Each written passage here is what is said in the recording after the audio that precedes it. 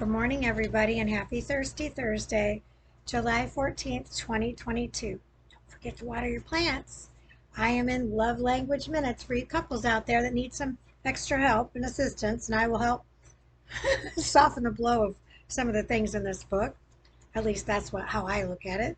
I adore what's been written. I just want to help enhance some of it. So today's title is about wise listening. If you listen to constructive criticism, you will be at home among the wise. If you reject discipline, sorry, I was like, today is the 14th, right? I keep saying it, and I'm like, it's the 14th. If you reject discipline, you only harm yourself. But if you listen to correction, you grow in understanding. Proverbs 15, verses 31 through 32. For 30 years, I've been counseling couples and leading marriage enrichment seminars. I've never met a couple who didn't have conflicts. I've met some who knew how to resolve conflicts, and I've met many who allowed conflicts to destroy their marriage. In yesterday's devotion, I shared the idea of setting aside time each week for a conflict resolution session, and I disagreed with that. I think that should be, I call it hiccup sessions. Conflict resolution? Give me a break. I would dread that. Honey, we need to have a hiccup session. Uh-oh, what'd I do? There's a whole different mindset. I'm telling you. So, let's continue on. When you sit down to discuss a conflict, a hiccup, see what I mean? Let me change that. Conflict. No. Hiccup. Yes. Daily. Hiccup sessions will make your marriage fruitful. Start with 5 minutes each. Give me a break. Now we're going to put a time limit on it. You can have as many turns as needed, but don't interrupt each other with your own ideas. Well, I would agree that you need to have your time, but I mean, I guess you could set a timer. Make it a game. Make it fun. Make it not so mean and hateful and hurtful. That could be. How about a minute? I make it shorter. Time starts now. Stop watching. Wait for your turn. According to King Solomon, listening to others, particularly if they have constructive criticism to share with us, makes us wise. When we listen to our spouse, especially in the midst of a hiccup, we will gain more understanding of ourselves and each other. You may ask questions to help you understand what your spouse is saying. For example, are you saying that you feel disappointed when I play golf on Saturday instead of spending time with you and the children? Are you saying that you would prefer that I not play golf at all? Okay, well now if that's the case, that's selfish, if the answer would be yes. Everybody has to have their alone time. You have to. But that doesn't mean you're out catting around. Don't sin in your alone time. After listening, be obedient. You then have your turn to talk. In this example, you might explain how important golf is to your mental health. Exactly. The peace of golf. I mean, I could literally go out on a golf course by myself.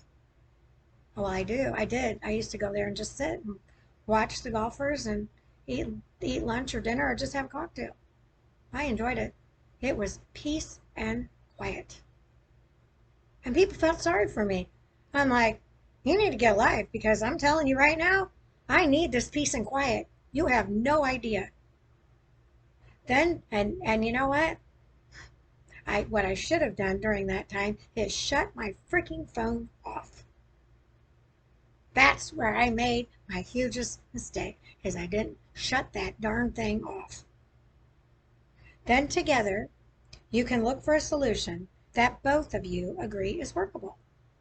Listening and seeking to understand each other is crucial in resolving conflicts. Hiccups.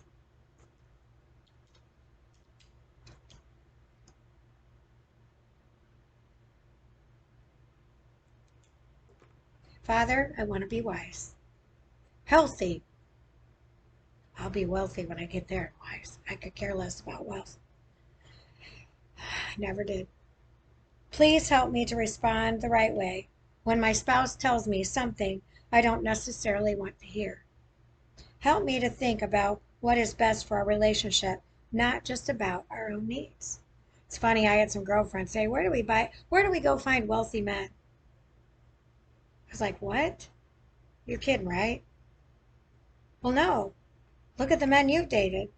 I go, okay, I could care less about their money. I don't care. But it makes life easier. Well, in man's world, sure.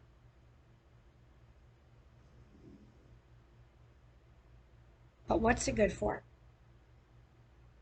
To me, nothing. Because you can't buy love. You can't buy happiness. You can try.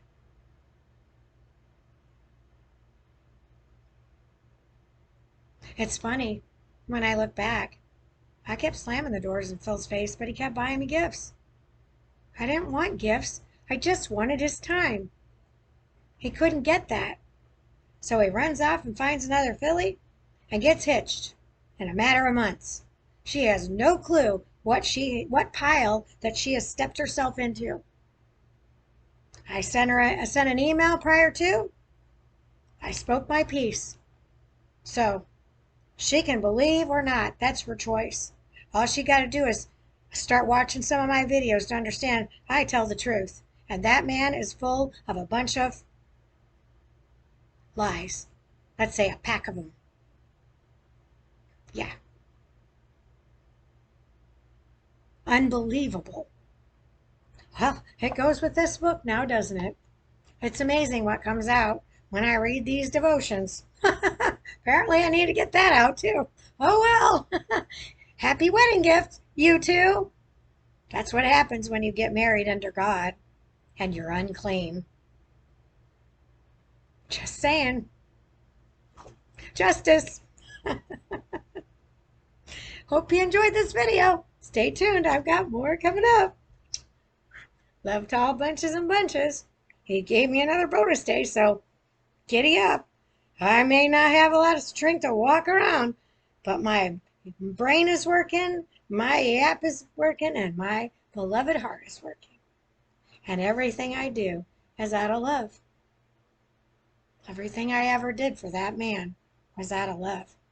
I loved him unconditionally, but unfortunately, he doesn't know what love is. He doesn't understand the concept. But he will, soon enough. I just pray that he sees the light amidst his darkness before it's too late. That is all I can pray for him. That's all I can do. Because he can't hurt me anymore. My life belongs to him. He's protected me now. Phil was supposed to. He promised my father on his deathbed, I've got our girl. He did not fulfill his promise to my father, who he doesn't give up his being a chaplain when he leaves the army. He's still in ministry. He did prison ministry, for Pete's sakes.